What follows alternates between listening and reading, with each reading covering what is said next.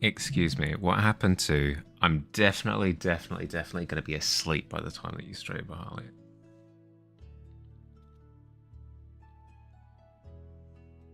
You should be. You should be asleep as well.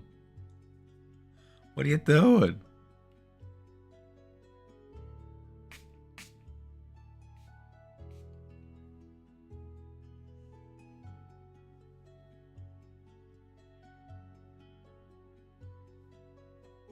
I'm not looking forward to seeing myself in the in the camp preview. I'm gonna be a zombie.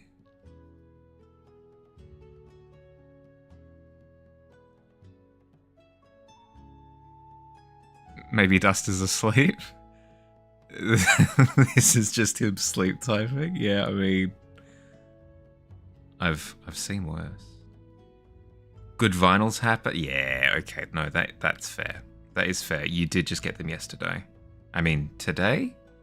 God, time. You did get them recently. We'll go with that. You woke up just 10 minutes ago? Perfect timing. Perfect timing. You sensed it. Like, oh my goodness, good content is about to occur. I can't miss it. Okay, quickly booting up Photoshop now.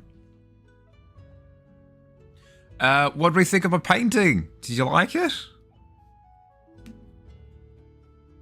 Good God, how dare you? Oh my god, it's unacceptable. I refuse to be treated this way. Hi.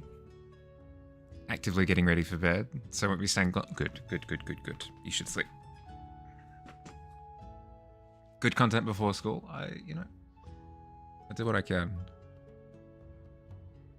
Okay. You like the Dragon Eye a lot? I'm glad. Thank you. Oh, the solid 4. Patty was very good. Thank you. Appreciate.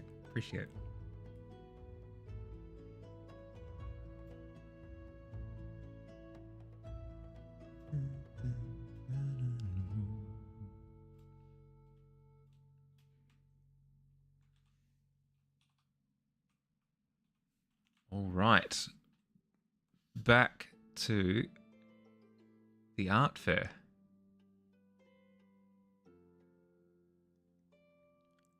He's running no ranged. Yeah. No, it's optimistic. The name of the piece is Beyond All Odds, so he's a little bit screwed. Yeah, I don't disagree. Staying awake check and not falling asleep check. I anticipate that it's a staying awake check. I reckon you failed it. But yeah, I saw, let's see, I saw a Billy, I saw a Cloud, a Squid, a Dust, an Alt. How are you all doing this morning?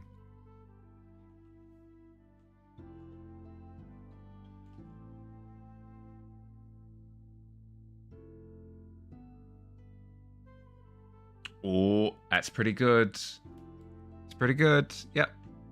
You sorted. Look at that.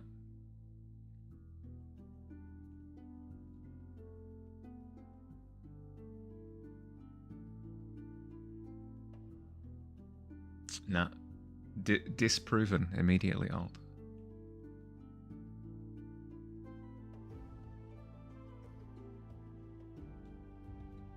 And a good thing too. We could we could all have better sleep checks, I reckon.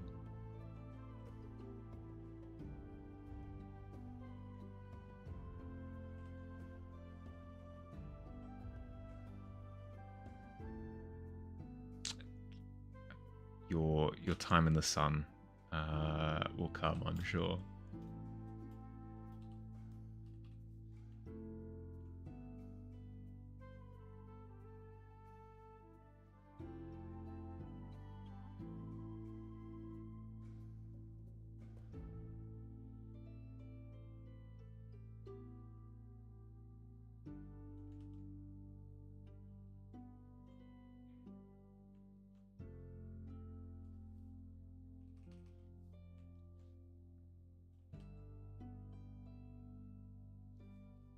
Supposed to pick the vinyls and the the little glass thingy you got.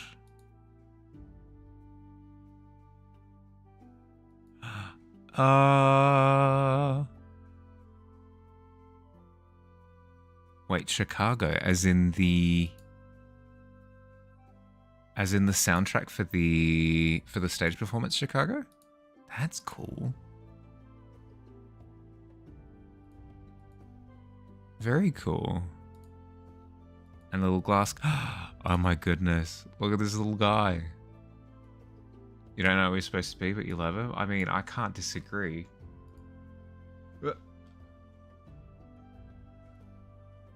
Check him out. Maybe like a little hedgehog or something? Maybe? I'm seeing little back spines. Chicago is in the deep dish pizza. I reckon that's exactly what the vinyl's making reference to. It isn't hedgehogs. If the internet has taught me anything, it's that hedgehogs can come in all sorts of different shapes and sizes. Oh my goodness. Surely other people have played that game in the past, right? The discover what Sonic OC you are. Type in your name and then the hedgehog and see what happens. As in the band. I mean, close enough. I didn't realize.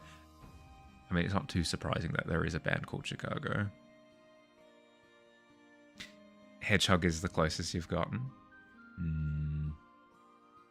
You've not. Highly recommend. Highly recommend. It's incredibly fun. You type in your first name and then the hedgehog, and you get really interesting results every time without fail.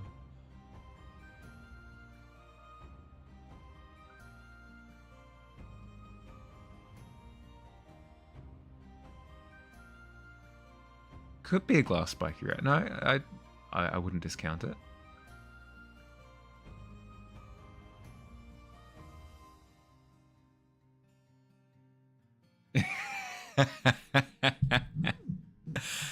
So we have identified the specimen down at the lab.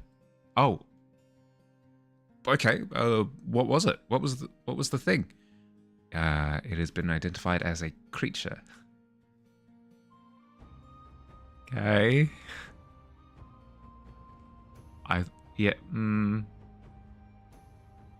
Any more information beyond that?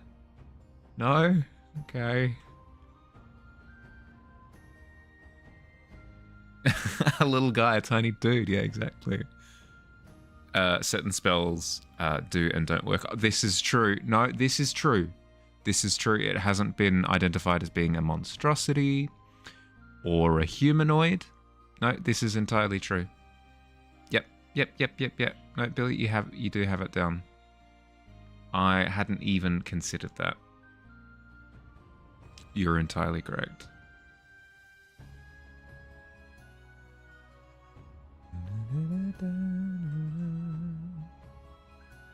Not a construct? Yeah, true. Not a construct. I mean... definitionally, I think he is a construct, but as in, he's not depicting a construct. Yeah.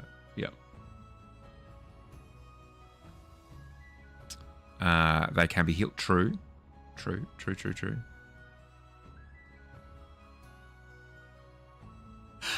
It's made of glass. I love the idea of having like a science division of whatever like secret organization this is. And they're just going through and making incredibly surface level observations.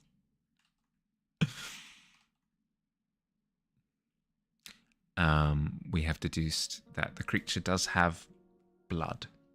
It has blood. Oh, very good. Very good. Oh. That's a discovery right there. What else? It can move. Oh, okay. All right. If he can be healed, he can bleed. And if he can bleed, I can kill it.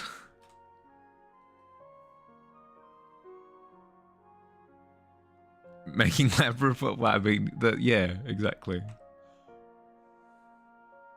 Worms don't have blood. Really? I mean, I shouldn't be too shocked, but like, really? Worms don't have blood?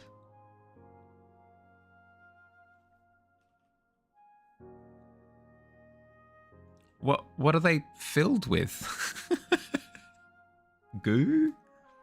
Just jelly? Strawberry coloured aeroplane jelly?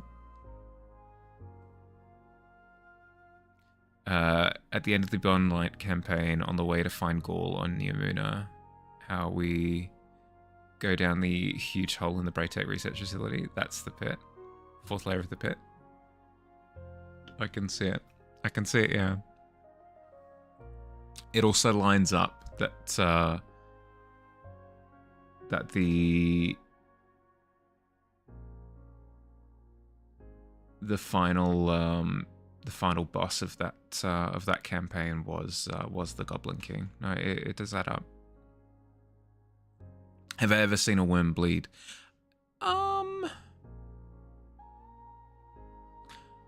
don't know. You know, back in the day, we were all like rambunctious children, right? I vaguely recall, because there used to be like a little garden section out the back of my classroom in year 4, in grade 4 specifically. And I remember interacting with snails and pillbugs and worms on the regular. I wouldn't be surprised if like somebody squished a worm or something. I'd imagine that I've seen a worm bleed at some point, maybe. Is a strange thing to say out loud. As the fresh air is taken through the skin, oxygen is drawn into the worm's circulatory system, and the worm's heart pumps the oxygenated blood to the head area. The movement of the worm's body makes the blood flow back to the back of the end of the body, and the heart pumps the blood forward again. I was going to say, because if anything, it feels like worms only have blood. Wiggle the blood through your body. I mean, it's what I do on a daily basis. Blood ain't gonna circulate itself.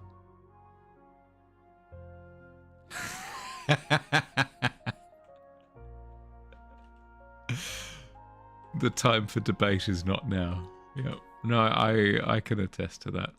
Probably not the right time. I don't think any of us are up for it. They got blood, they wiggle it. Yeah.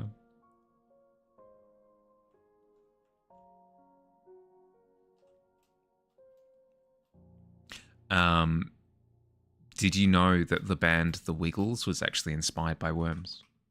True fact. You don't believe me? Look it up. Jellyfish definitely got no blood. That I believe. They made a jelly. That's what. Yeah. If anything is made out of strawberry flavored airplane jelly, it's jellyfish. They got blood.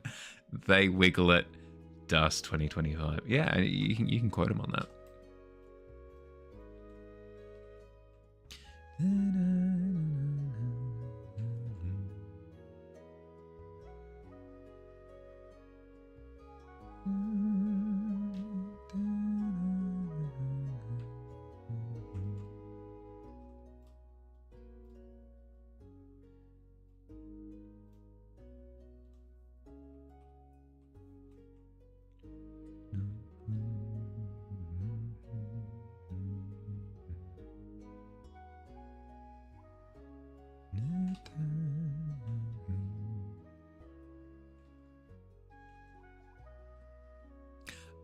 I'm pleased to say that Hunter x Hunter has acted as an incredible sleep aid.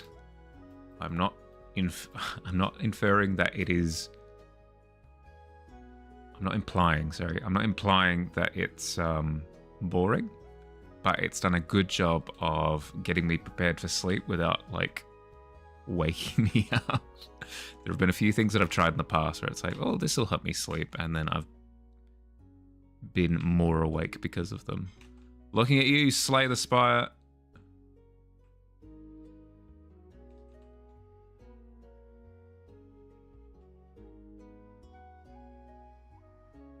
Do jellyfish even count as creatures, though? Hmm. That is a good point. What would they... would a jellyfish be a monstrosity? I mean, I could see it. I could definitely see it.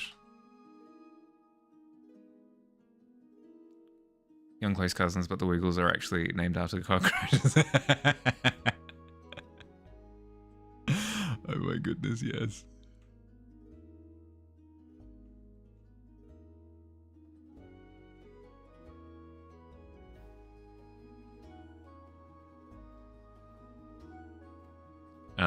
Little little tip for interacting with me. If I preface anything with "Did you know?" it's probably a lie. Probably a straight up lie.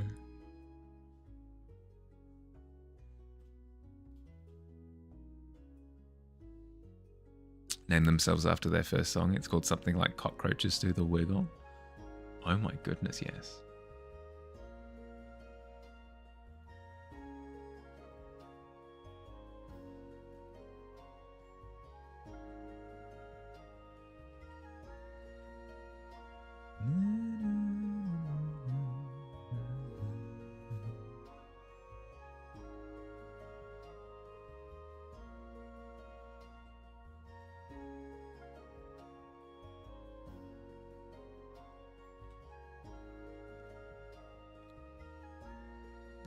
So Baptiste can't efficiently shoot his primary fire in between healing bursts. Well, I said probably. I didn't say definitively. So it's up in the air still. It's up for interpretation. Wait, Billy, that implies that you haven't tried it yourself, which angers me immensely. Because everybody should.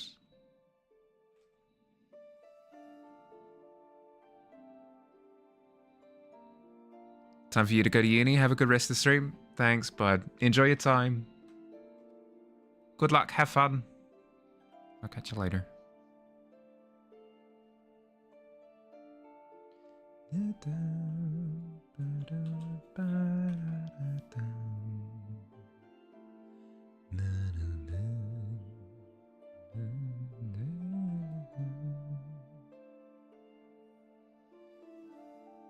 I will get this eyeball down.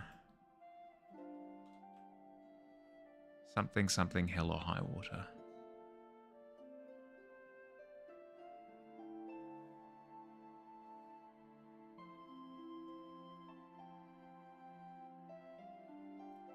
Haven't tried jumping off the third floor of a building to roll safety. That's the same energy. A deceit is a deceit. No, you are correct. But I'm not lying.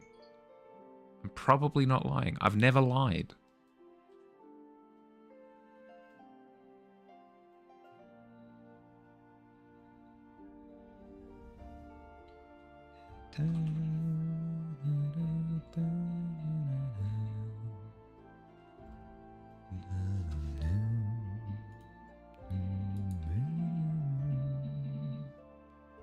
Okay, how are we getting this eyeball to look?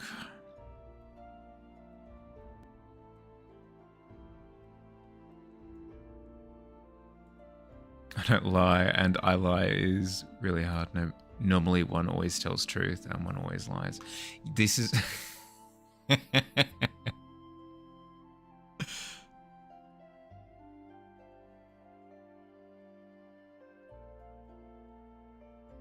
I love the idea of walking up to the gate, right? And you've got the two guardians. You've got one person who goes, I always tell the truth. And the other one goes, I've never lied. I've never ever lied in my whole entire life, and then refuses to make eye contact with you.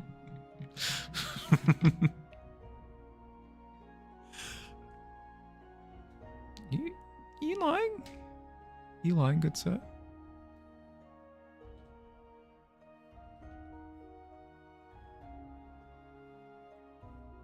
You're saying I never lie as a defense for someone doubting something I've said is actually true. Exactly.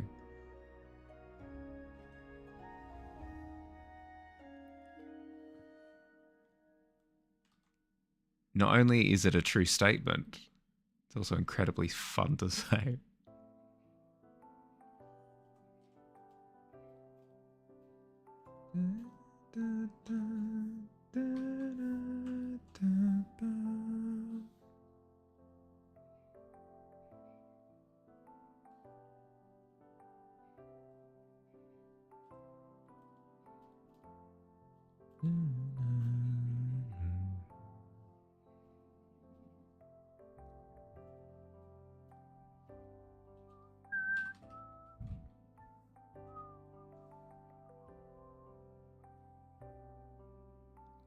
You're projecting yourself into NPCs again.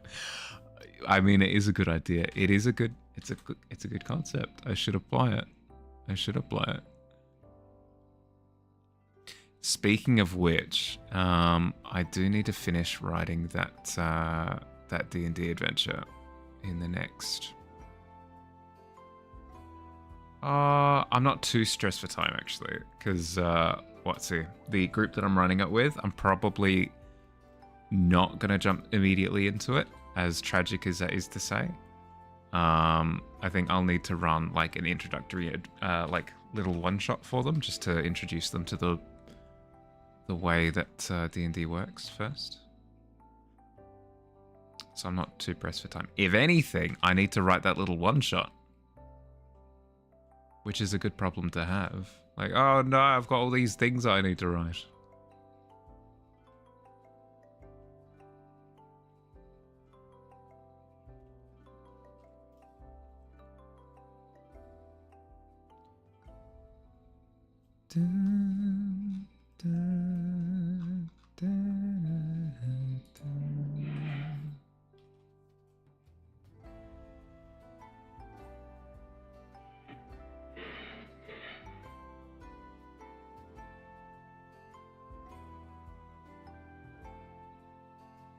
Need some sort of darker section under here, but we can't do like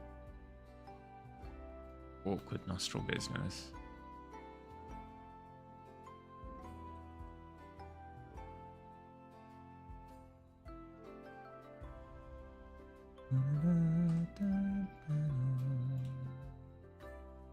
There we go.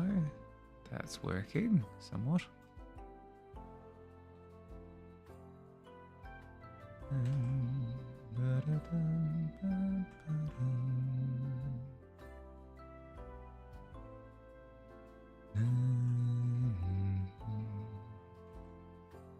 Started working on a bit of the story you associated with Human Enough. And man, you're rusty. I mean, it's something that I try to stress as much as I can. Is if you want to get better at something, just do it a whole bunch. There's a degree of obviously being like conscious about the process, but at the very least just doing it more gives you a better shot. You may even be dusty. Oh my goodness, yes.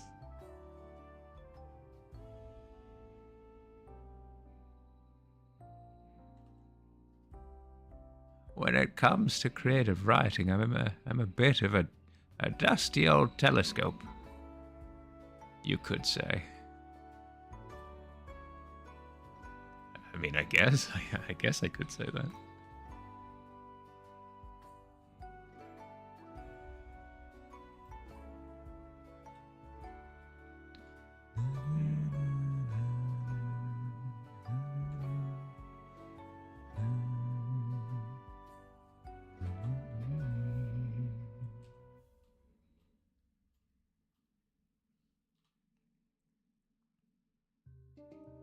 You're just not in the right funk for it, it seems. Yeah, that's fair.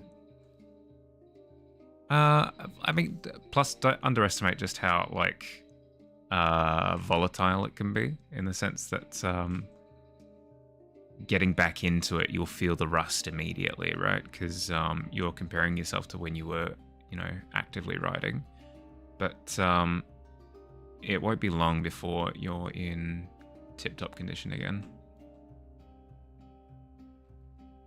These things always take time to get back into. Always, always, always.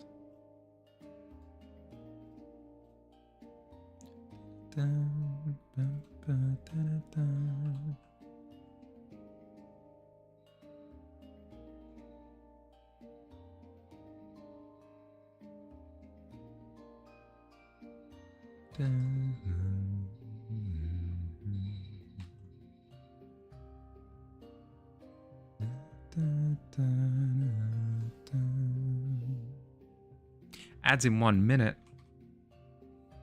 Closer to 30 seconds, actually. Thank you, Tavern. Time to head work. Enjoy. Good luck. Have fun. Catch you later, bud.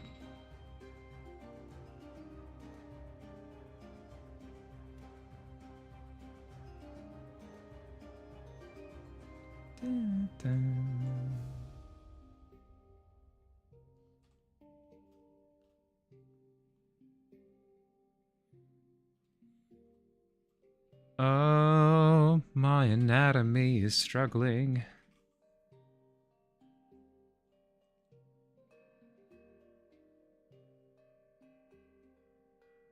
That kind of implies that I'm having stomach cramps or something. That's not the case, but my sense of anatomy is struggling. How's that? It's a little bit better.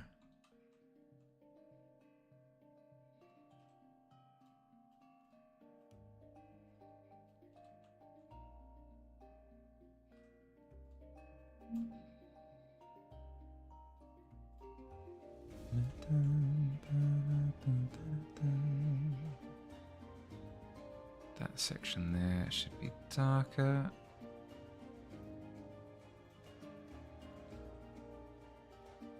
Oh, ads.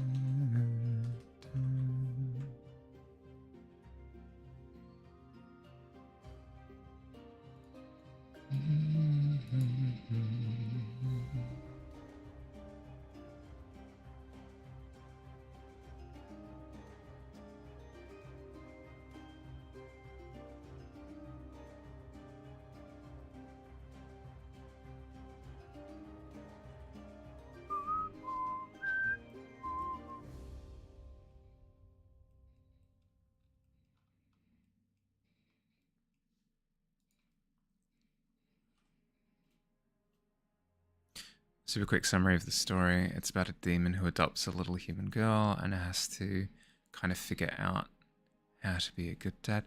Oh, that's nice. That's fun.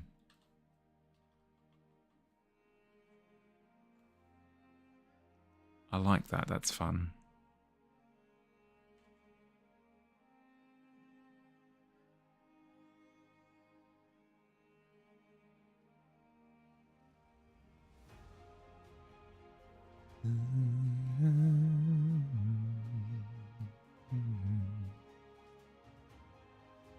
It's the classic, it's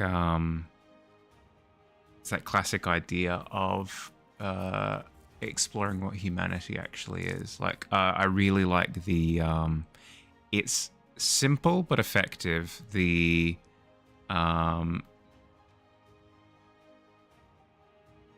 what's it called?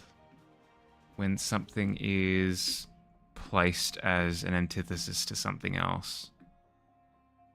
Juxtaposition. The juxtaposition between Gaston and the Beast from Beauty and the Beast is always really fun because it does the whole like play on meanings, where it's like very technically Gaston is human and the Beast is a beast, but based on their temperament, it's more accurate to say that Gaston is the Beast, and the Beast is far more human than Gaston could ever be.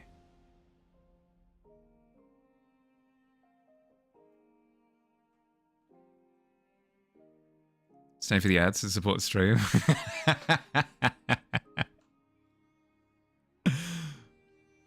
Mad respect.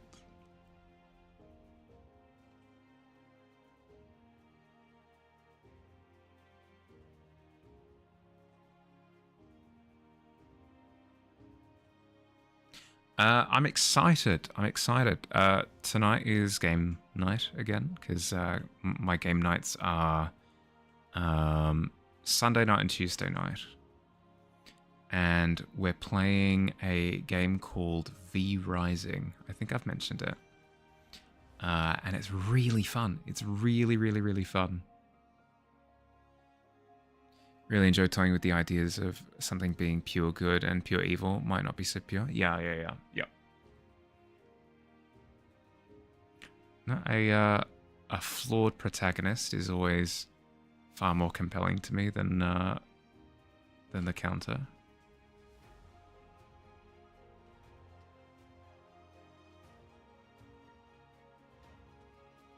I don't know. I don't work well with extremes at all, in the sense that I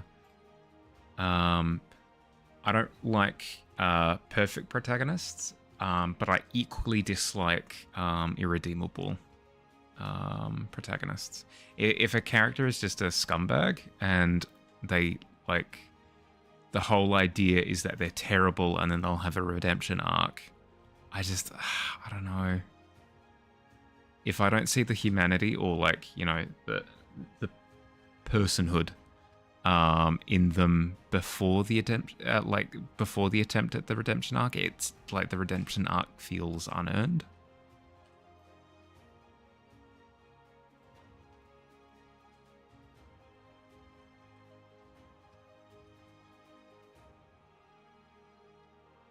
I don't know, it feels like they need some redeeming qualities ahead of time.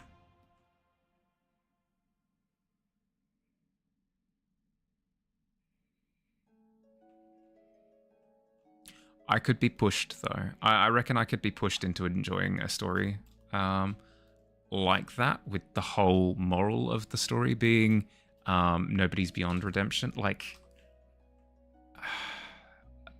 I could see it. Like, I can see a world where I could enjoy a story like that. I have yet to encounter one. Magic beam of friendship souls. Yeah. No, it would very much so have to be a case of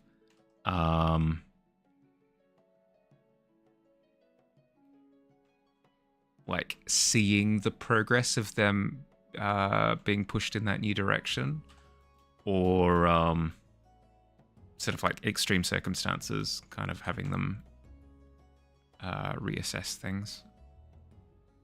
I don't know, it'd be a tough sell. Redeeming qualities before or having a good reason why they chose to change. Yeah, exactly. Yeah, yep.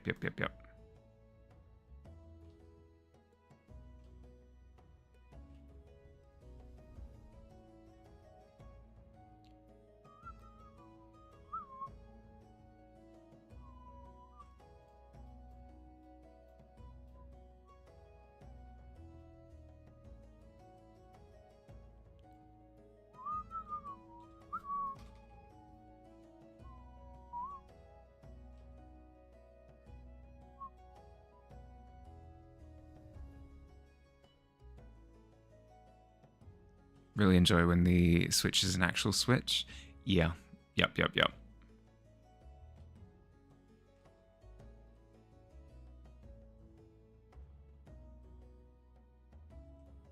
Still have a tendency left over. They struggle with some aspects. Yeah, where it's like you can see the original character beneath the change. No, I completely agree.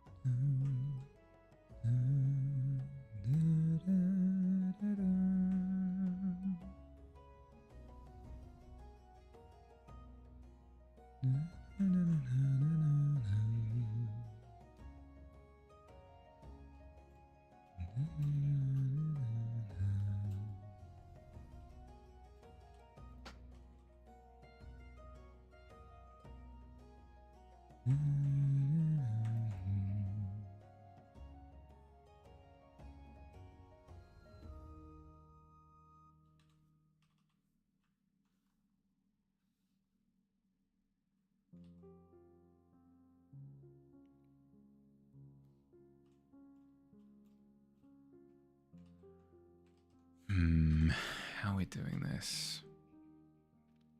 I know that I want some glossy areas from the secondary light source, but I feel as though I'm overdoing it slightly. Let's dial it down a little bit, desaturate it a little bit as well. Something like this, maybe? And then I think if I'm following this trajectory, I need to highlight the area around the eye socket as well.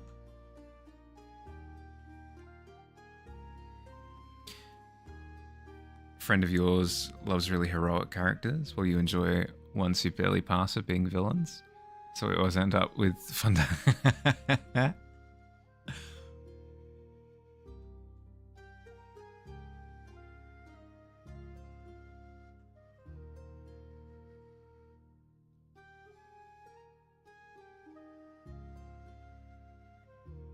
I don't know. My favorite trope is the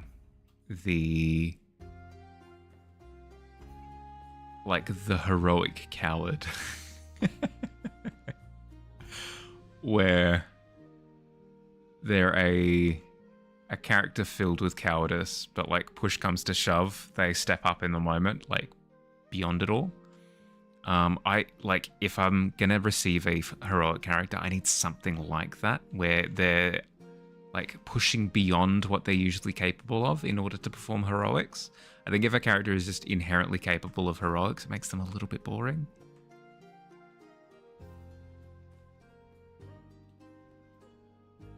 Like, for example, Hiccup from How to Train Your Dragon is one of my favorite protagonists.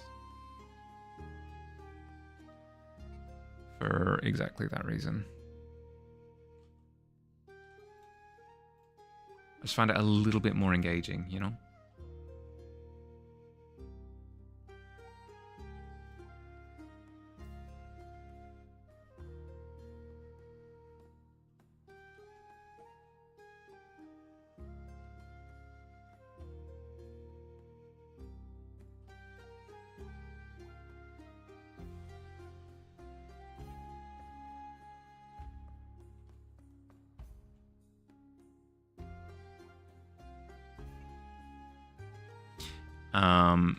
Part of it is like that feeling of tension in a scene. If a character is just inherently capable of being super heroic all the time, whenever they meet some new adversary or extreme circumstance, the question immediately becomes, okay, like, is the character capable of defeating this thing? If yes, then they defeat it. If no, then they don't defeat it. It becomes very two-dimensional. Whereas if you've got a character who struggles, and it's a case of, I may or may not be capable of it, and then at the same time, it's if I choose to find out, it makes the scenario way more interesting. Because then it's not just a question of power levels. It's a question of like character disposition and like external circumstances. Like, are they the only one in the area who can deal with it? And in which case, will their cowardice lead to like consequences, and therefore, there's tension, there's stress in the scene. It makes it more,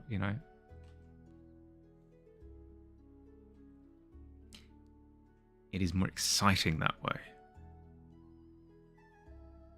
As much fun as just straight up power levels can be.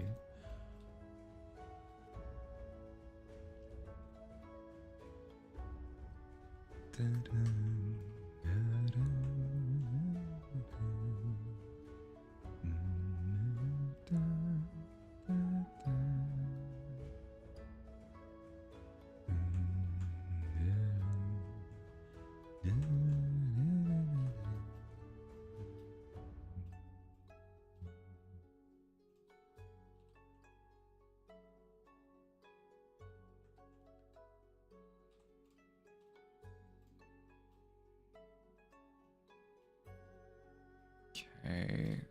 The highlights are looking a little bit better. There we go. Something like that.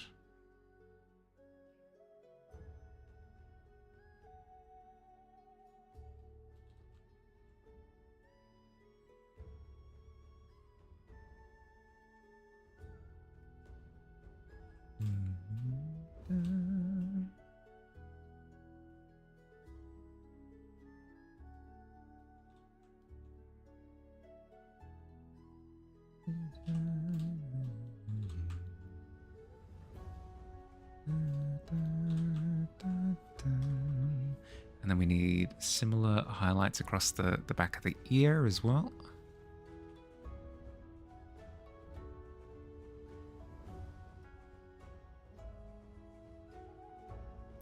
Part of why I usually like scheming characters more than brutes. It gives so many more options than whoever hits hardest wins. Yeah. Because oftentimes the brawly characters kind of put the author in a bit of a corner as well, where it's like, okay, well, I've made both of these characters punchy characters, and I've also established, so character A is our protagonist and character B is this antagonist that I've just introduced. In order to increase the tension of the scene, I've established that character B can punch harder than character A can. Now, I need to come up with some Deus Ex Machina something in order to make it so that character A can win, because character A is incapable of winning outside of just punching real good. And that's where you usually have like the random BS like power-ups and power of friendship, and like I secretly did a training arc at some point. I don't know. It leads to some of the worst in writing. It's very frustrating. Whereas with a clever character, you can establish that like character A is incredibly clever. Character B punches harder than character A. Now, character A needs to overcome this without punching harder. And it makes sense, like, they can concoct an idea at the time, or, you know, however you want to have them come up with a strategy for it, but it makes more sense than just, like, I feel stronger today for reasons.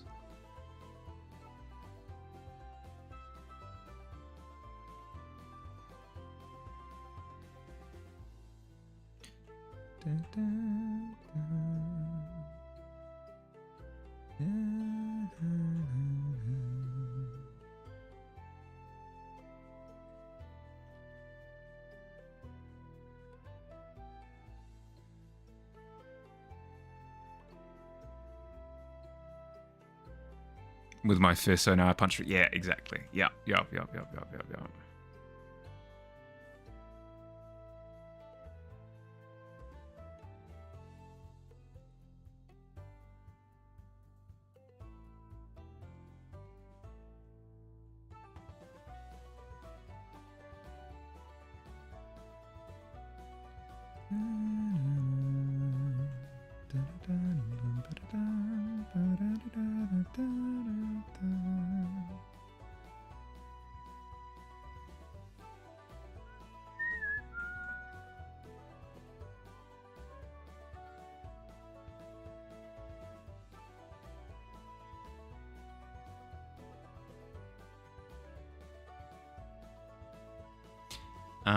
Again, it's something that I'm enjoying about Hunter x Hunter, is that it feels as though it was written before a lot of these tropes came about.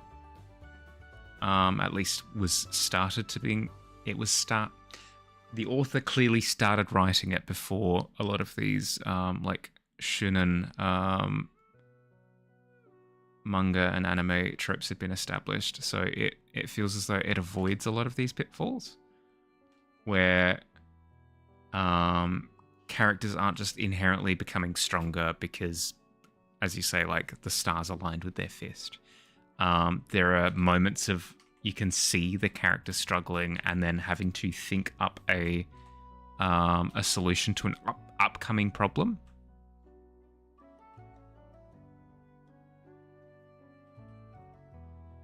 At least that's how it is currently. I would not be surprised if, as the series goes along, characters just start receiving power-ups for no reason. But at least for now, that's not the case.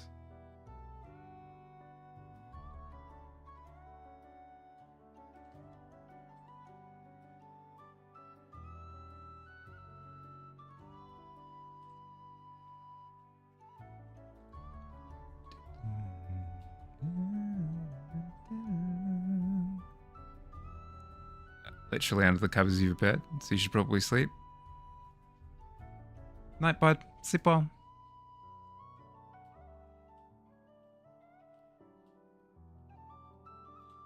You got this. I believe in you.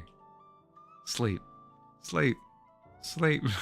Oh my goodness. Could you imagine like a little cheer squad? Oh, it'd be so good. Would set me right to sleep if I had somebody screaming sleep right next to me. Perfection.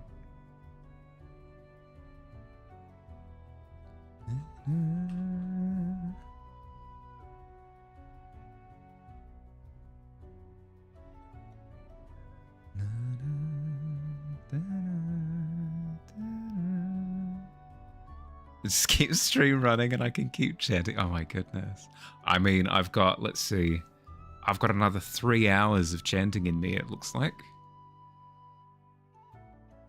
Until stream ends. I could go that whole duration probably.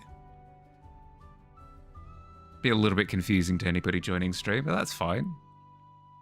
I can take momentary breaks to explain what I'm doing. You see, somebody's actually sleeping right now. And they will continue to sleep as long as I maintain my chant.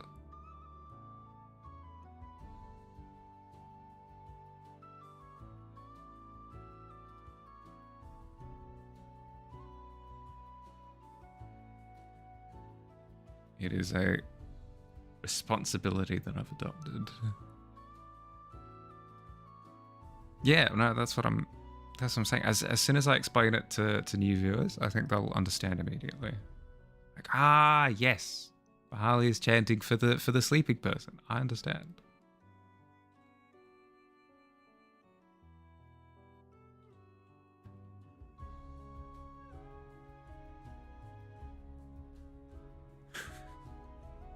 In all honesty, though, sleep well, bud. I'll catch you later.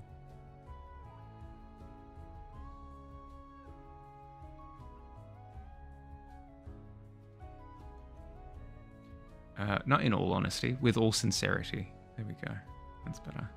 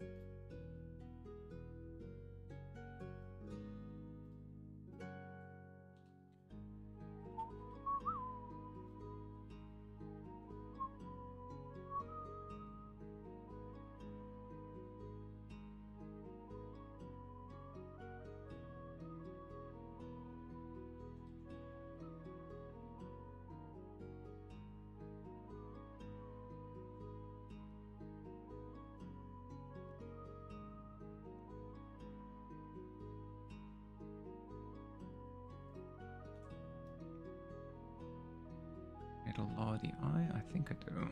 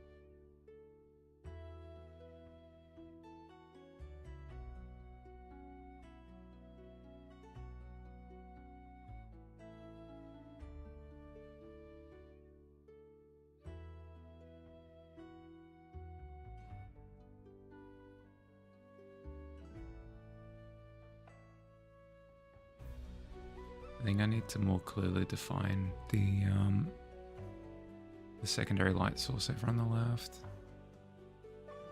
It's fine for now, but that will be something that I need to address in a second.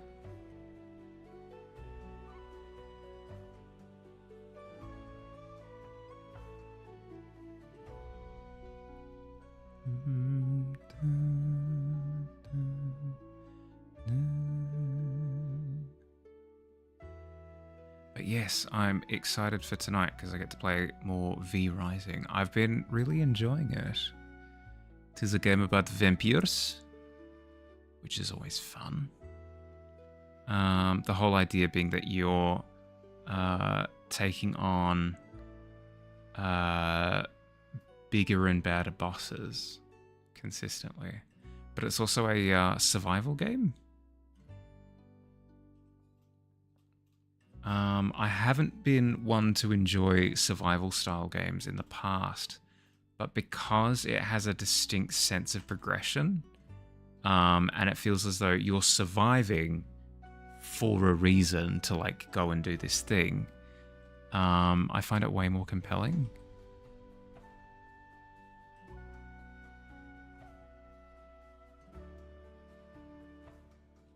Like survival games for survival's sake, I don't know, just a wee bit boring for my liking.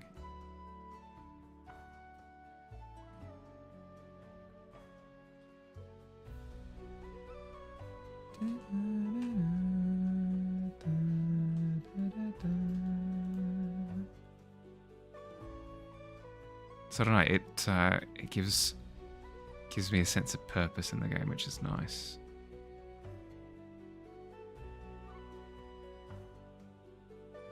I know it can be satisfying to take on a survival challenge for its own sake. Like, there are some games where the format is literally like, you will get overrun eventually, but how long can you survive for? But I don't know. I don't get a sense of satisfaction for them from those sorts of games.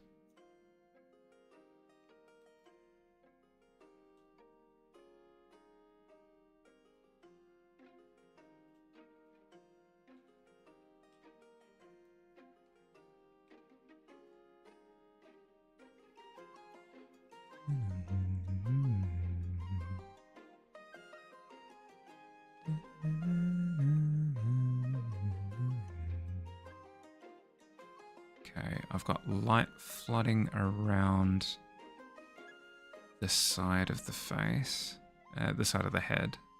Apologies. Just because of the intense light source coming from this direction. But then I've also got an implied light source coming from like the front left of camera, which means that I'm going to have a bit of illumination on the hair here.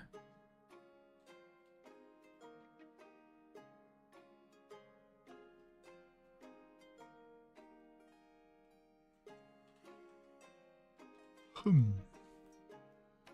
Hum, hum, hum.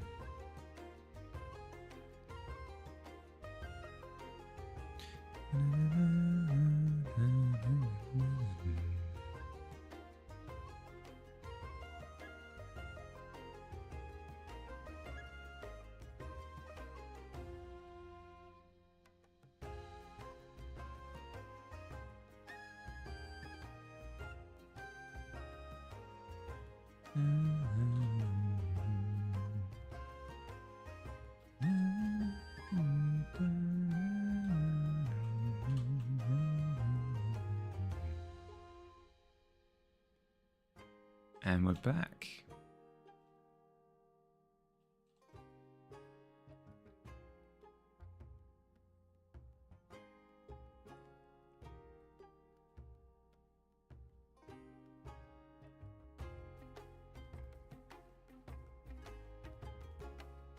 I'm hearing a ghost somewhere in my room, which means the cat's fallen asleep. I can't find her though, not with a passing glance over the shoulder.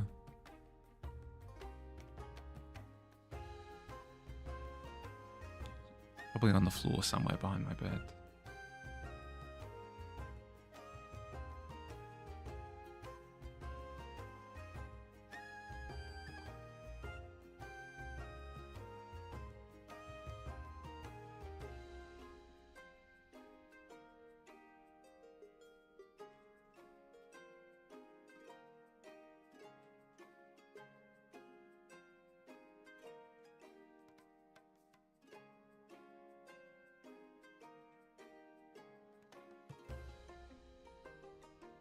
I love just how much I'm having to shave off the back of this guy's head. Goes to show how inaccurate the initial pass was. Ah, so be it. So be it. Is what it is.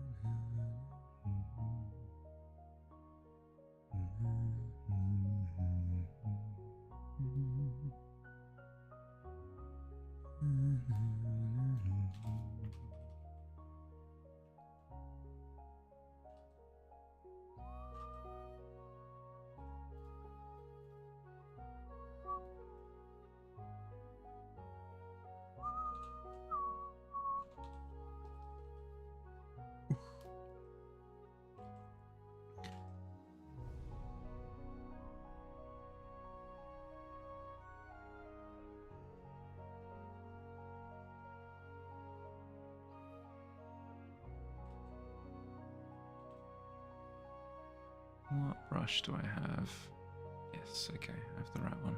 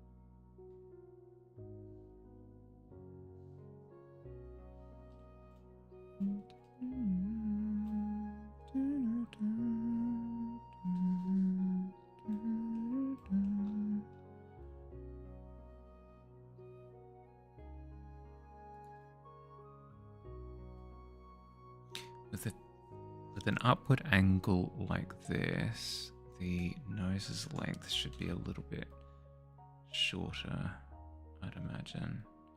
Let's try shifting the nose up and see what kind of damage we do. Oop. Breaking wrong layer.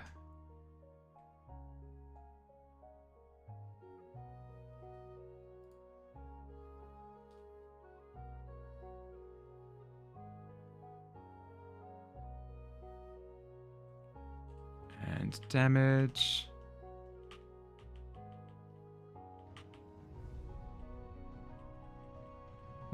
Damage isn't horrendous.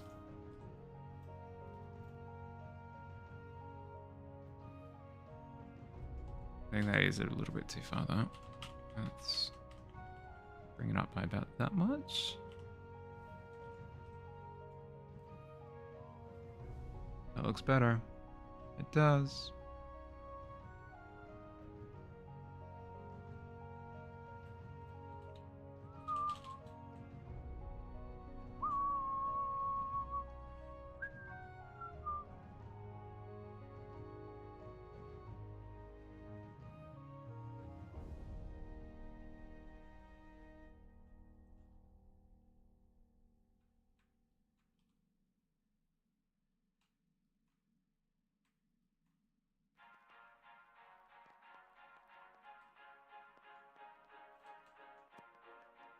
Oops, wrong layer. I'm glad that I'm picking up on it more frequently nowadays. The amount of times where I would start drawing something in the wrong layer and just go with it. Not because I was making a conscious decision about it, but just because I didn't pick up that anything was off. Was upsettingly frequent back in the day. But it doesn't seem to be as often, as common now, which is nice. Progress, perhaps?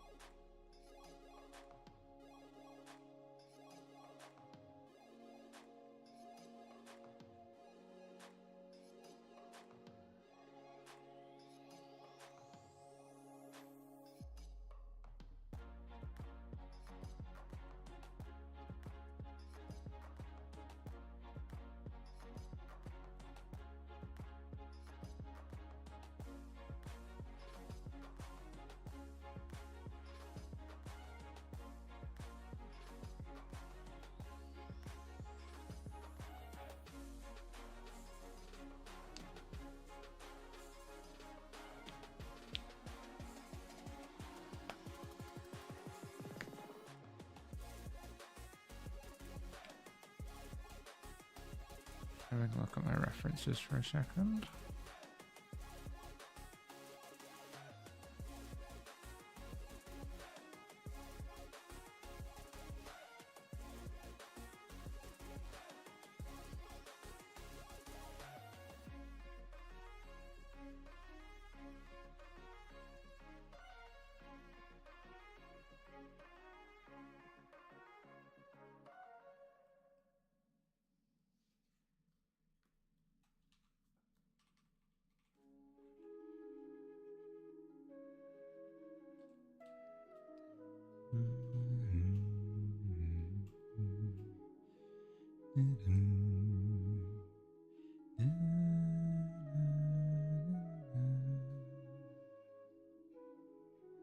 The eye still doesn't feel right at all.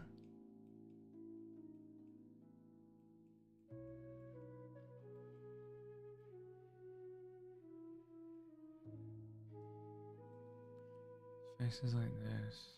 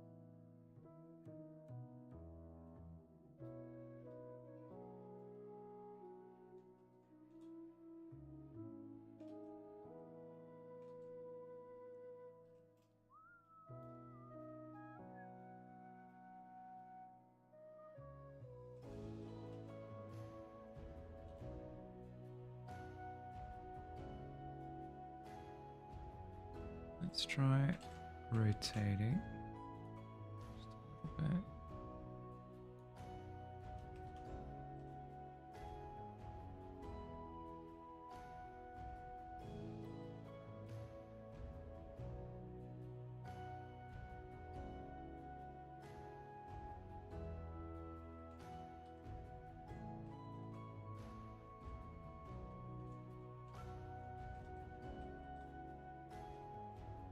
What looks better?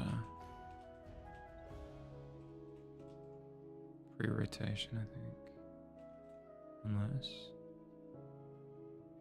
No, post-rotation makes a little bit more sense with the brow shape.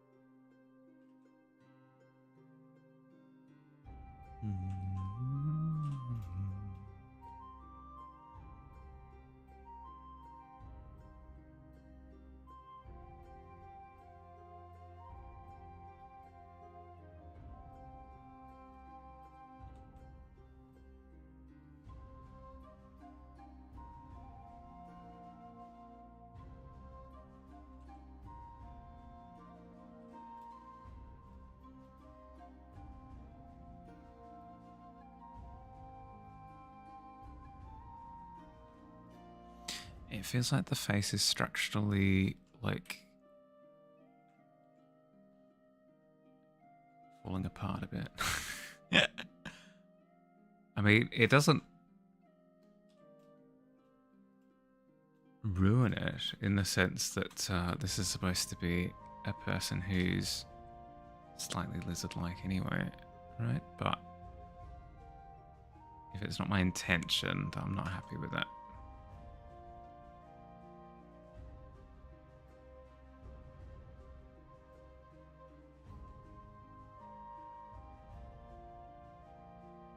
I mean, we can use happy little accident Bob Ross memes all we like, but at the end of the day, I'm supposed to be trying to apply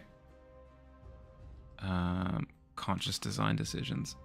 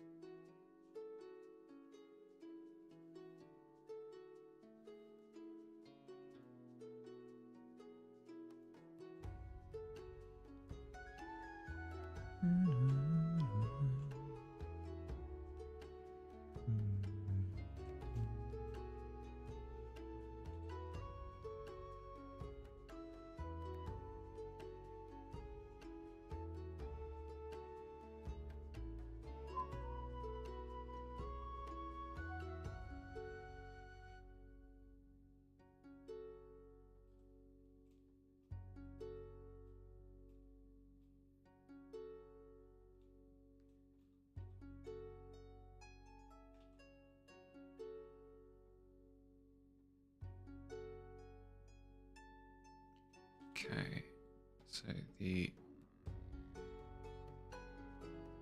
brow is on that kind of angle, then the nose is on that kind of angle. That's probably not helping.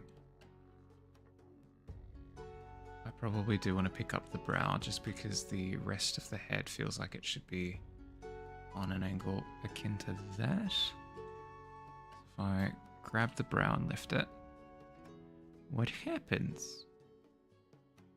We shall see. We simply grab and lift.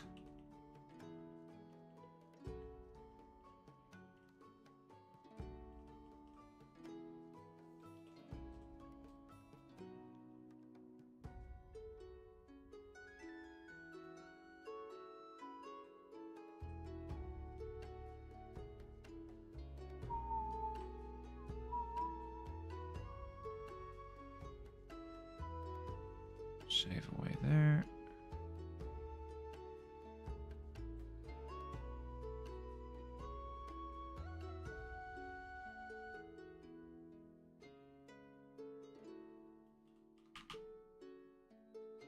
Am I in the wrong layer? I am in the wrong layer.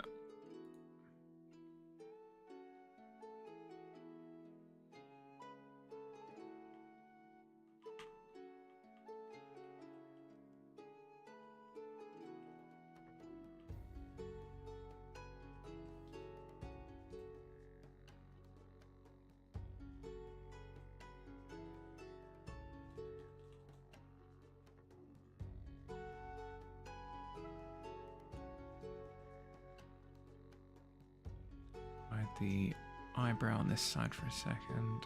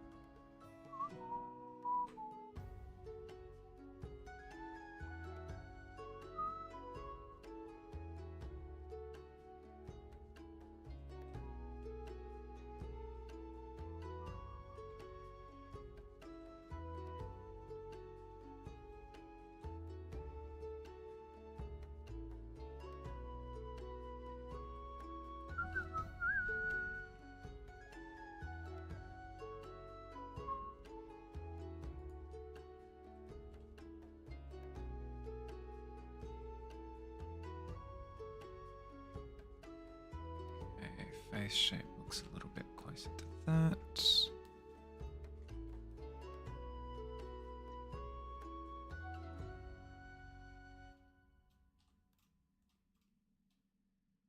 That's sitting better, it is.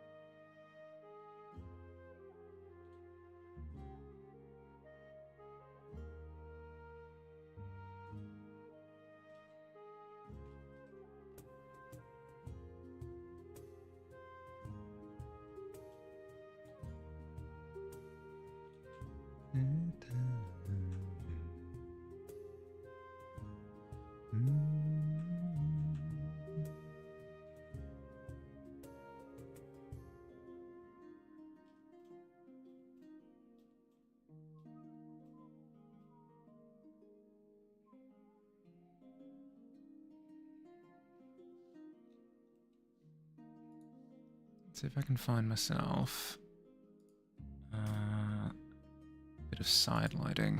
How would I type this in?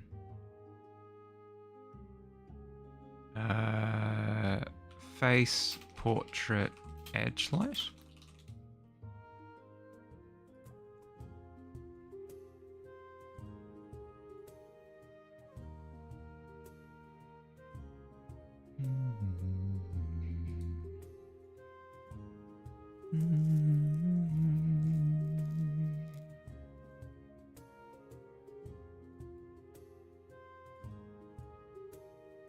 That's a good picture.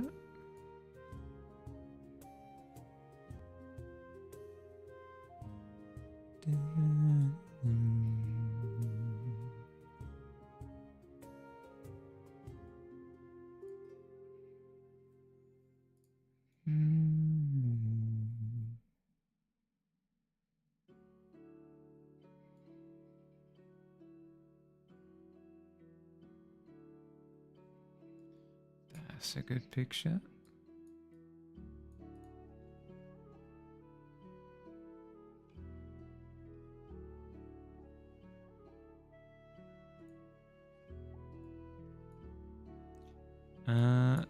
These images are really good for value studies.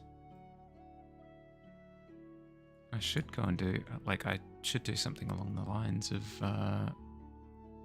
black and white value studies at some point. Would be quite useful.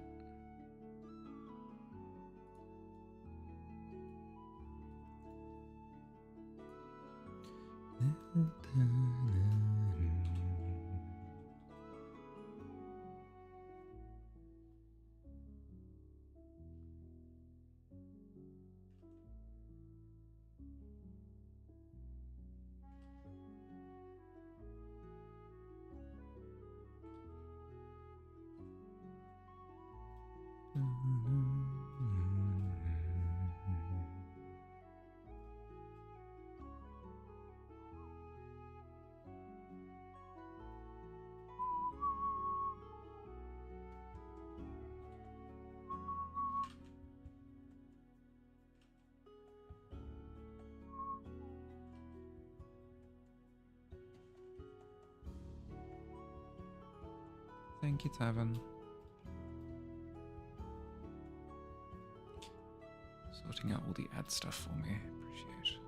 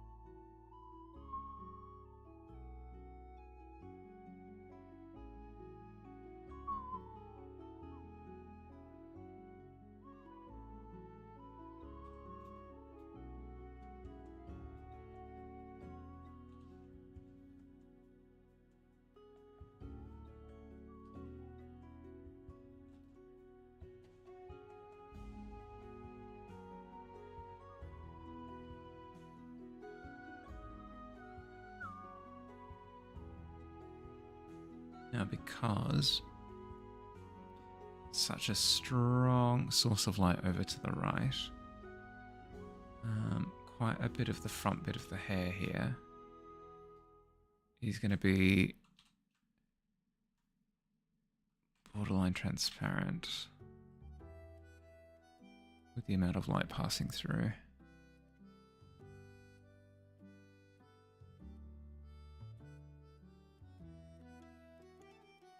But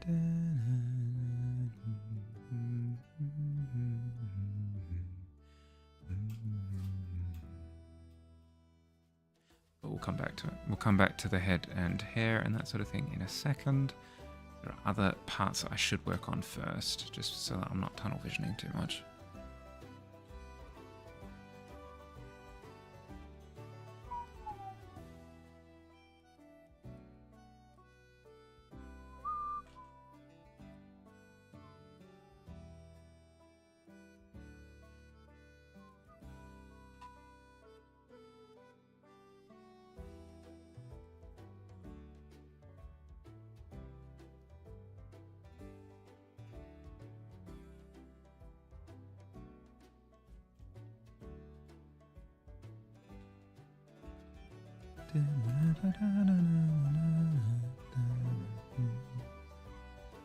Coat should be on top, not underneath. Not sure why that was the case.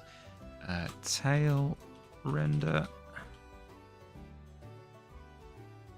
Tail shouldn't take too long.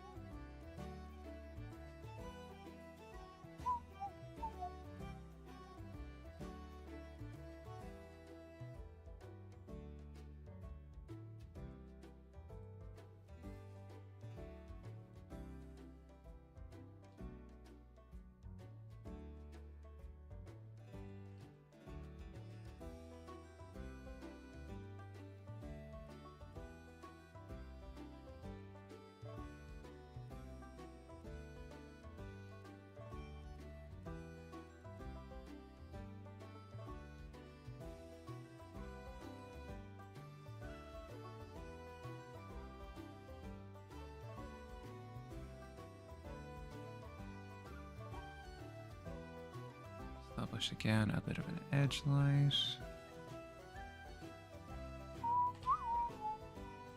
And I should kick up the coat a little bit towards the edge of the frame here, just to imply that with the tail coming up, it's lifted the back of the coat. It should put a few wrinkles in the back here as well with that movement. Yeah.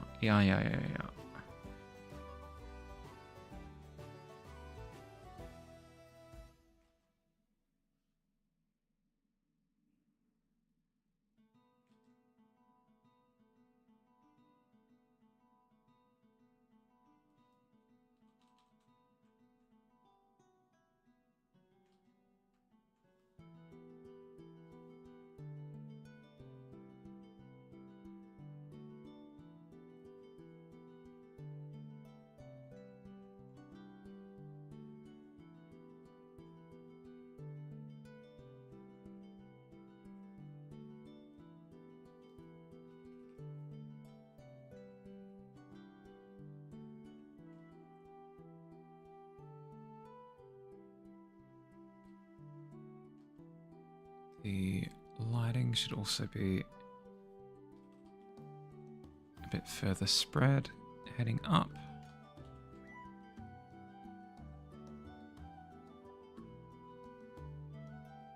Given that the tail is getting thinner and presumably moving towards the light a little bit, maybe.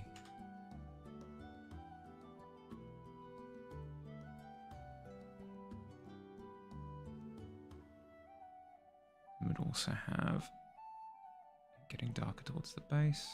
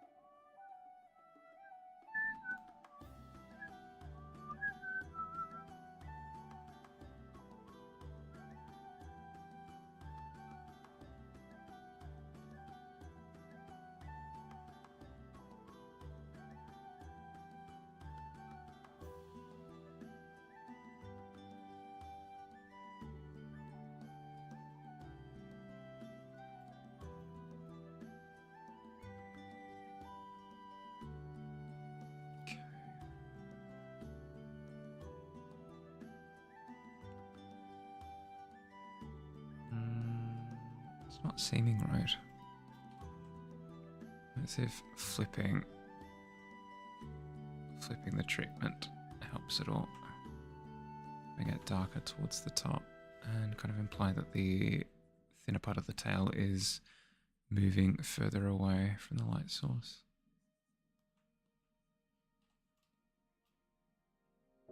That's helping. But then we've also got our secondary light source coming from that direction, so we need a bit of a higher light going through the middle here.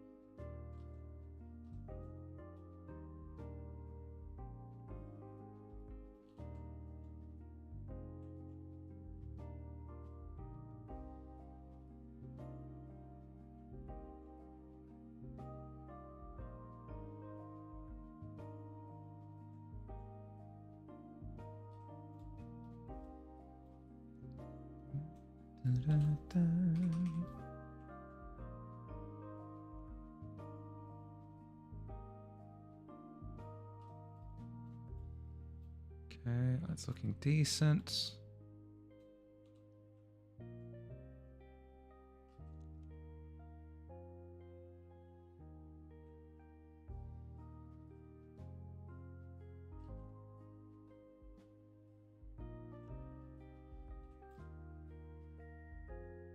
Next question though is, do I add scaling? I presume I do.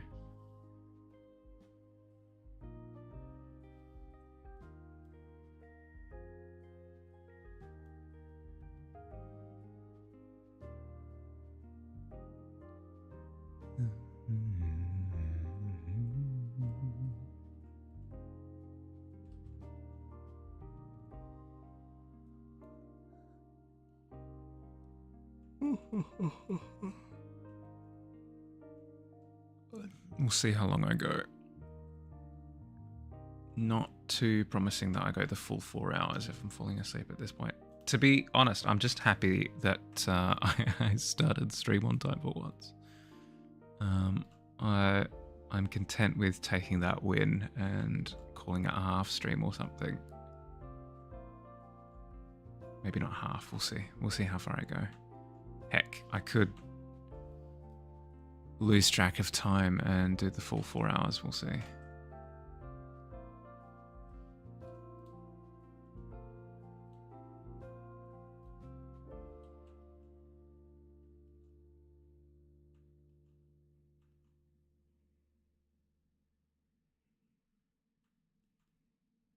We shall see.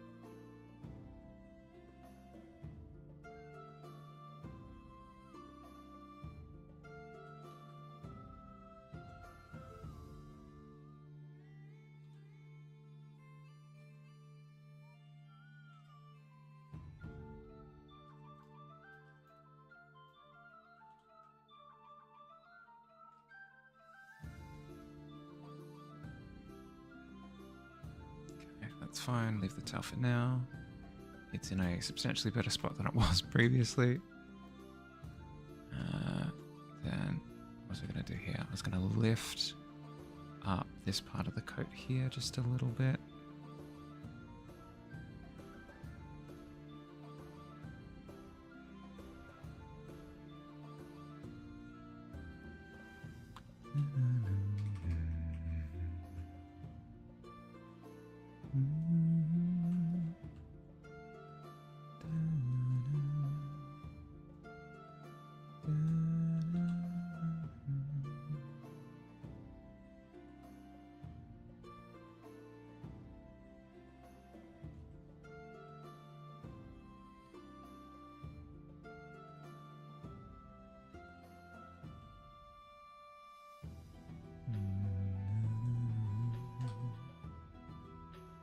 Need to broaden this shoulder just a little bit. Like so.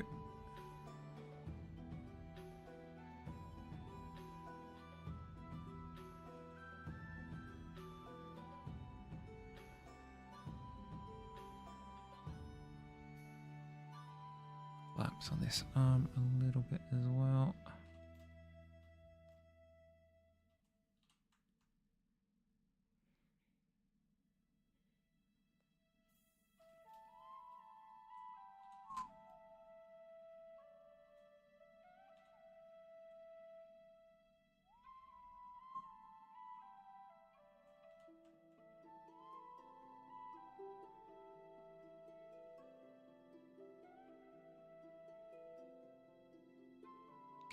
That's the spine here.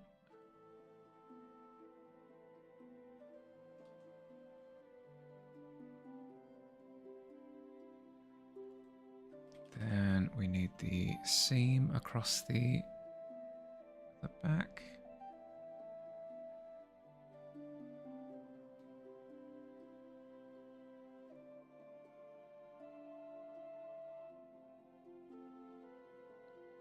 Stitching for the shoulder.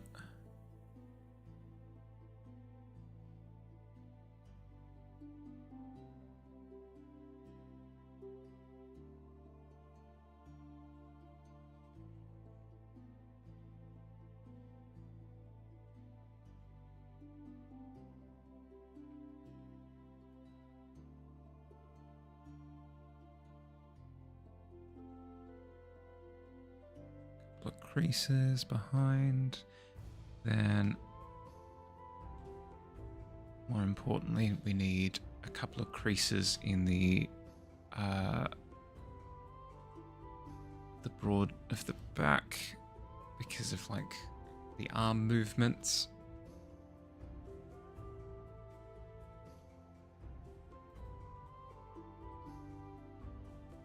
Need to darken around the shoulder to play with the light a little bit more.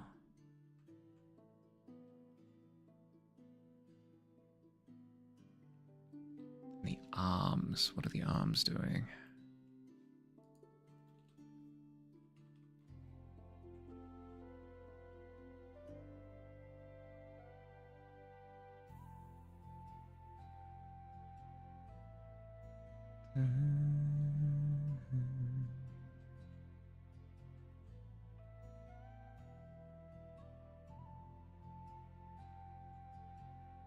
Gonna have a couple of creases.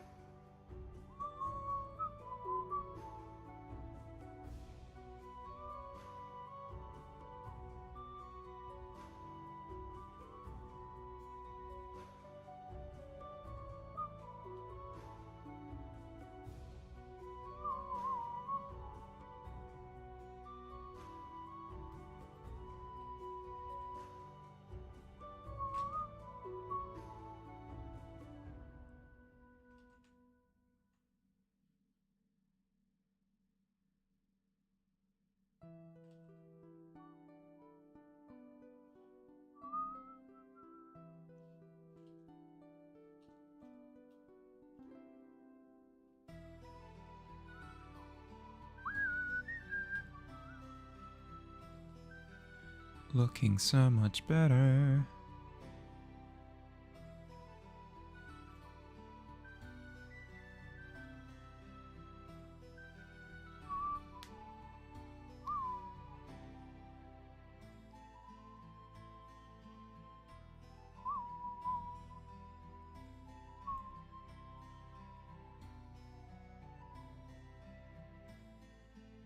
Light can pass through leather, I think.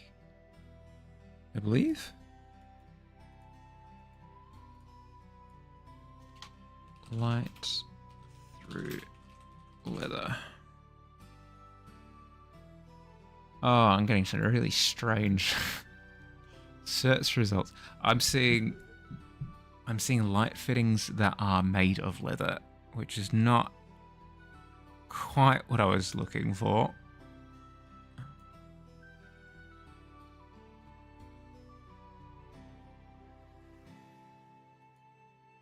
Light through leather jacket, maybe? Oh, that is a light leather jacket. That's nice. Again, not quite what we're looking for.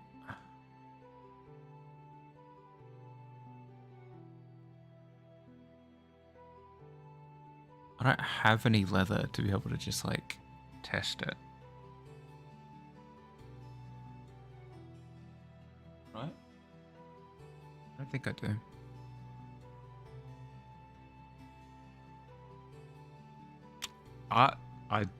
I do actually. I've got a leather bag.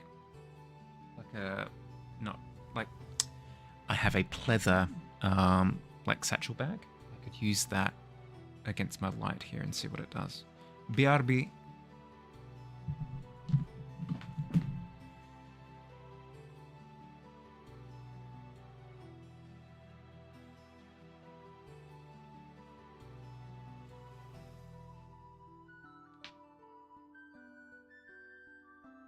Completely blocks the light.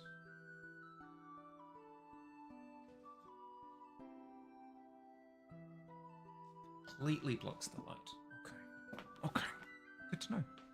Good to know. We're learning.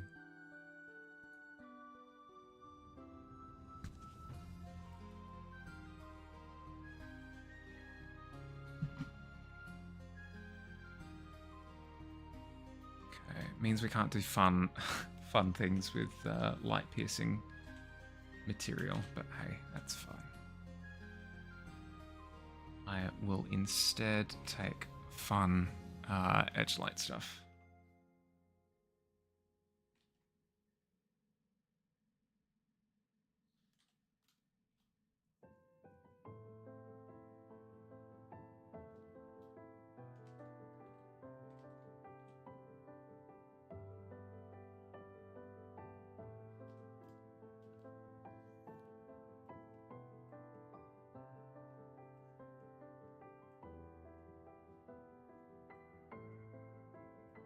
The next thing I have to be semi-conscious of is this person's head too large for their body? I don't think it is.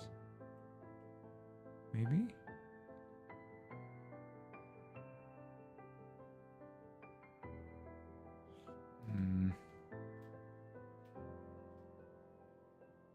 I think it might be a little bit.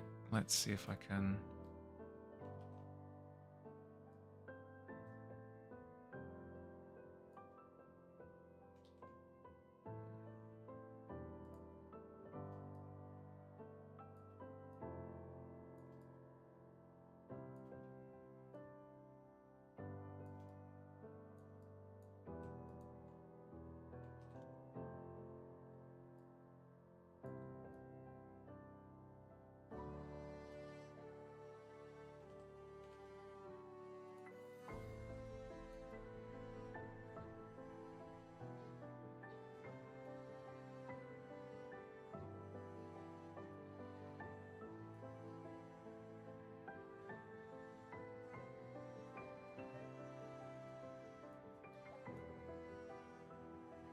Why does it look so off?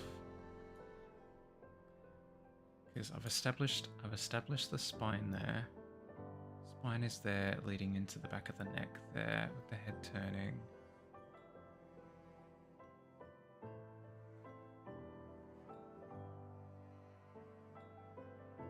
Yeah, I can't, like, it's not like the chin is overextending past the shoulder. Is it because of the neck flap here? It could be. It might be that I have to have the flap kind of bend a bit with the motion.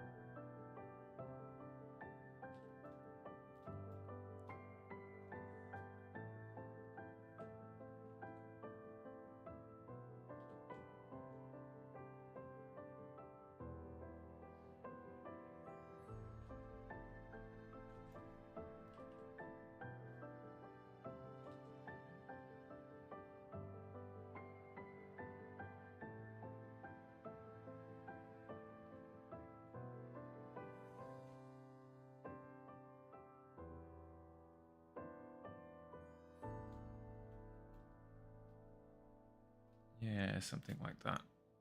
Having the fabric, well, the material actually shift to accommodate the motion of the chin. Could be the way that it works.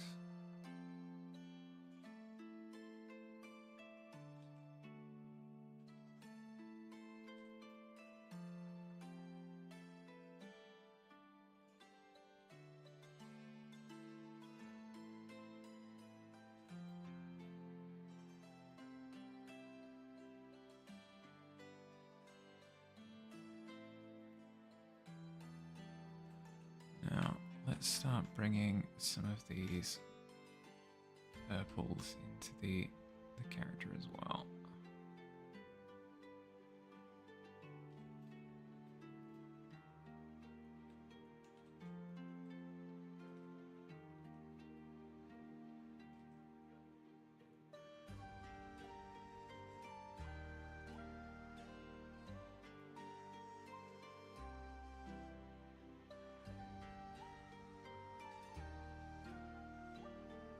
Just a wee bit.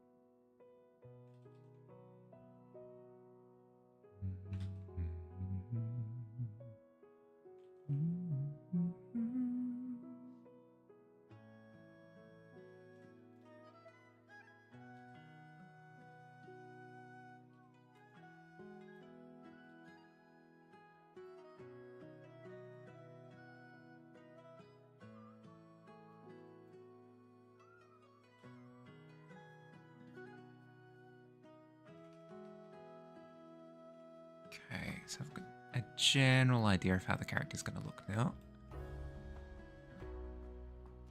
Let's start to refine this background a bit more.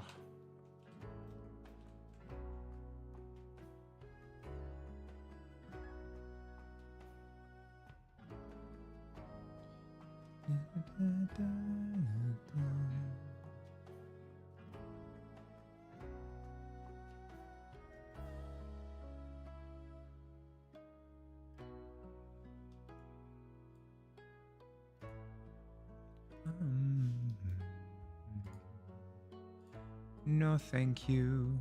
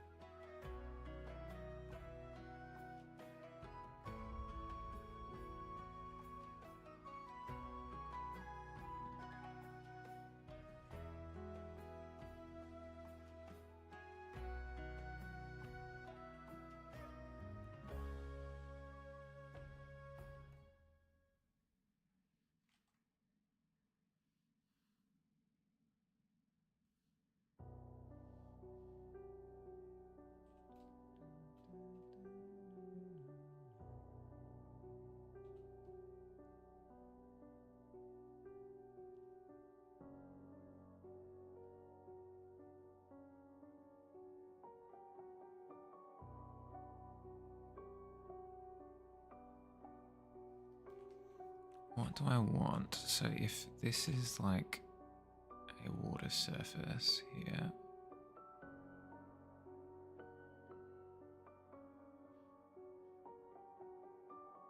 What could I have in said surface to make things interesting?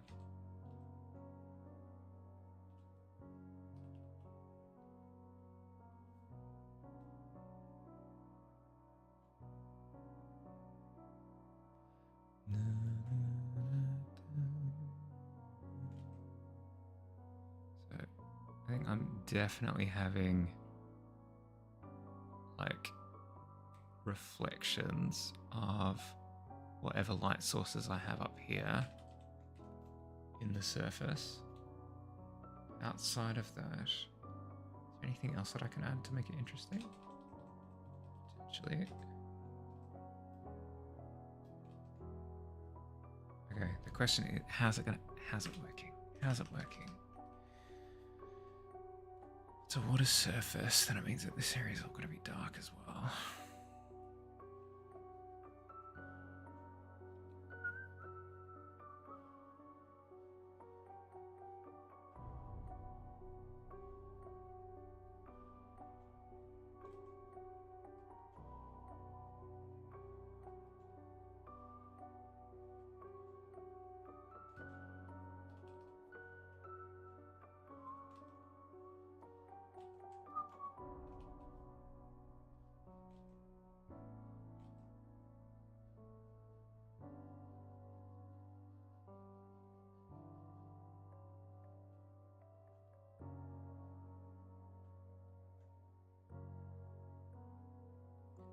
any other tones I'd, well, are there any other colours that I want to introduce? I mean, this would be my opportunity to include blues if I wanted them.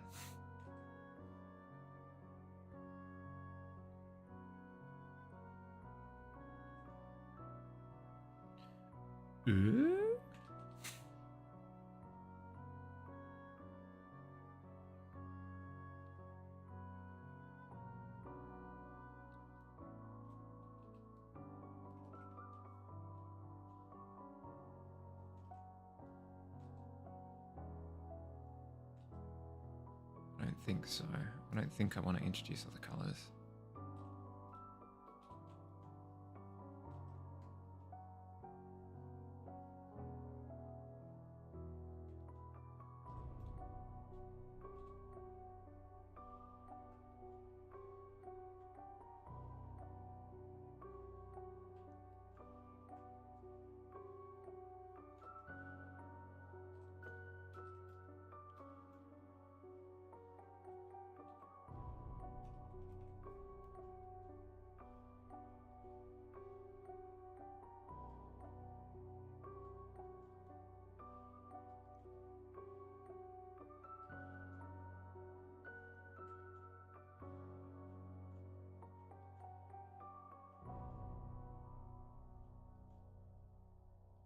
Get a bit of movement in here.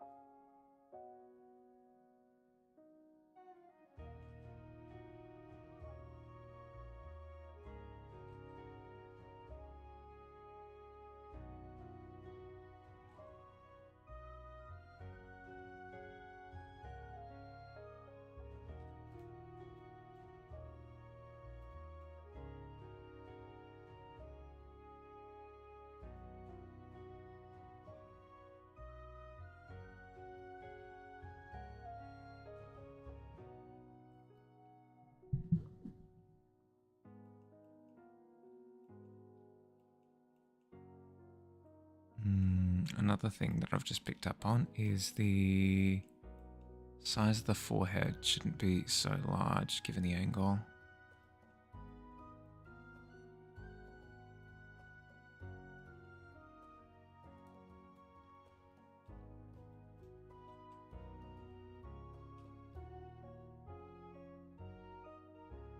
Bit of cranial surgery, perhaps? Let's see.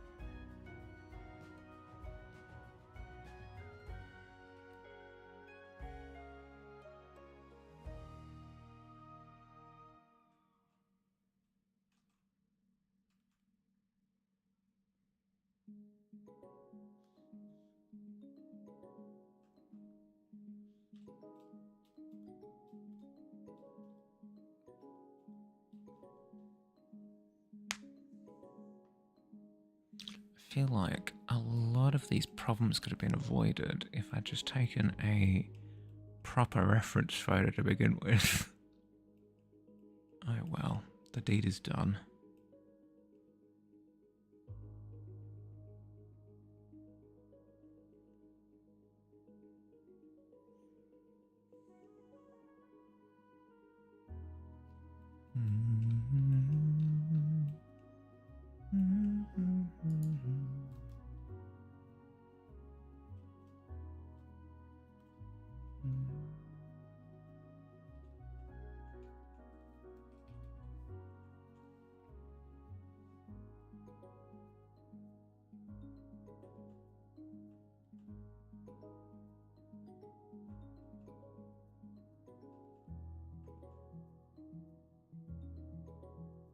I mean, I say the deed is done. It's more like the lack of deed has been done.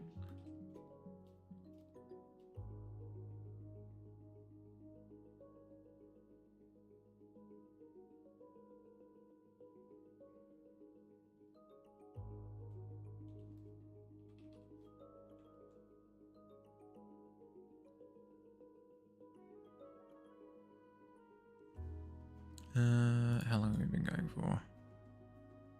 2 hours? Or 13 minutes? Okay, I think I can go for another like 20 minutes or so, and then I'm gonna crash pretty hardcore. We'll see. We'll see.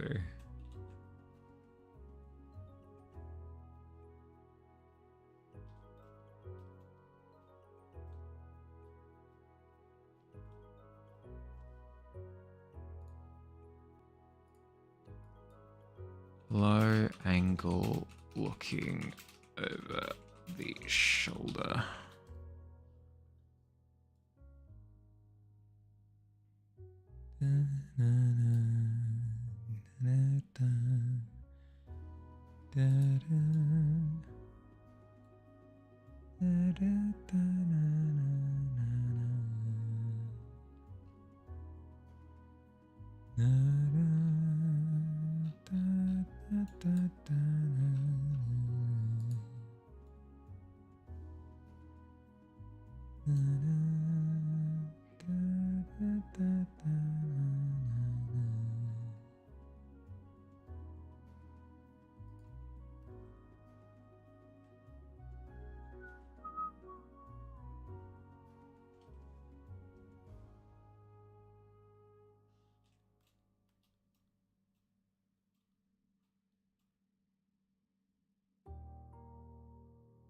Okay, generally speaking, from what I'm seeing, I've gotten most of my details right, which is nice. I think the thing that is letting me down still is shading.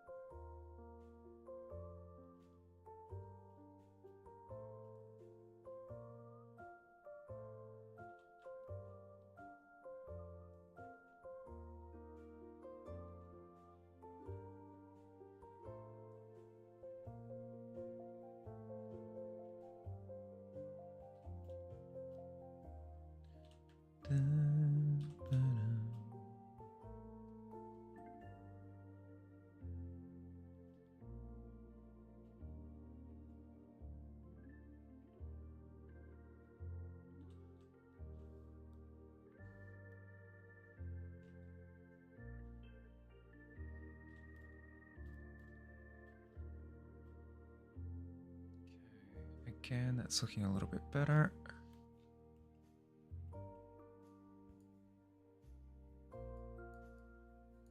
Na, na, na, na, da.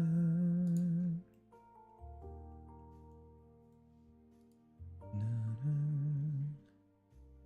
na, da. Na, na, da.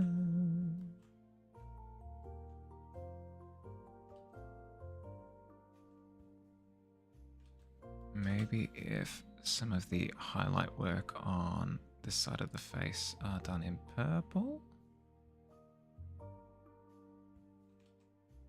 get more of a sense of the environment's effect on the character, whilst also maintaining some of the more difficult to see detail. Two birds with one stone.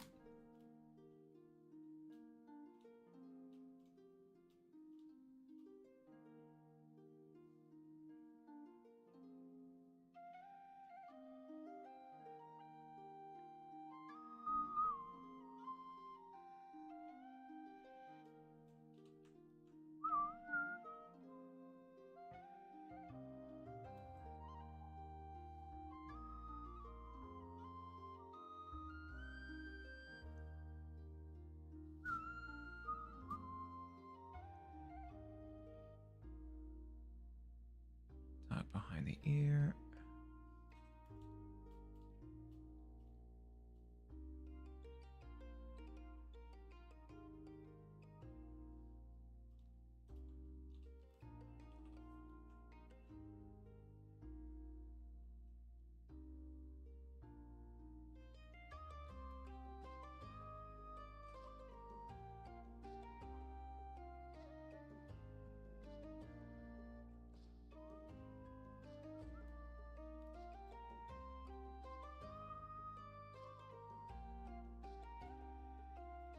That's feeling a lot better.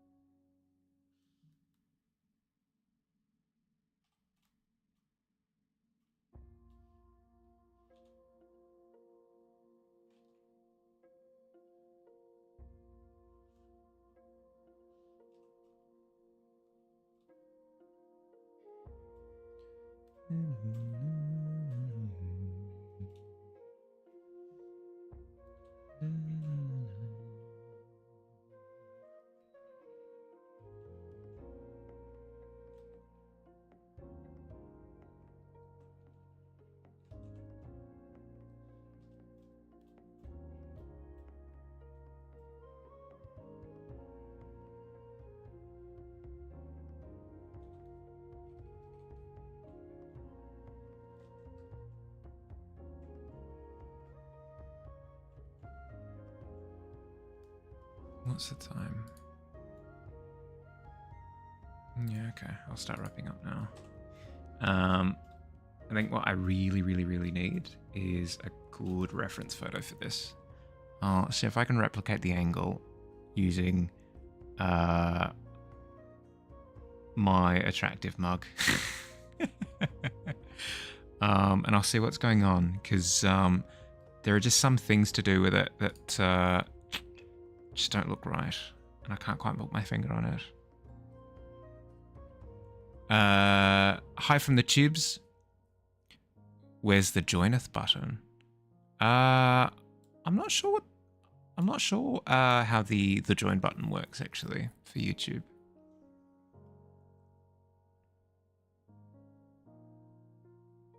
I'm not sure if like you need to beat some sort of prerequisite or something. I don't know. I'm not sure.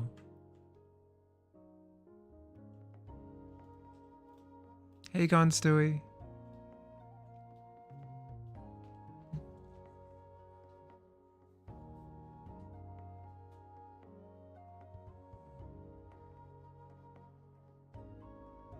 It could be the angle is fine. That I just need to have like the lighting extend to the hair. Maybe that'll do it. But I don't know. Something feels just fundamentally off, and I can't quite put my finger on it. I won't know for sure until I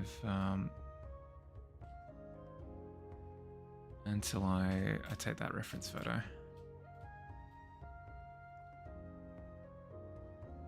But yes, I will leave it there for now, just because I can feel myself falling asleep. So I'll come back to it.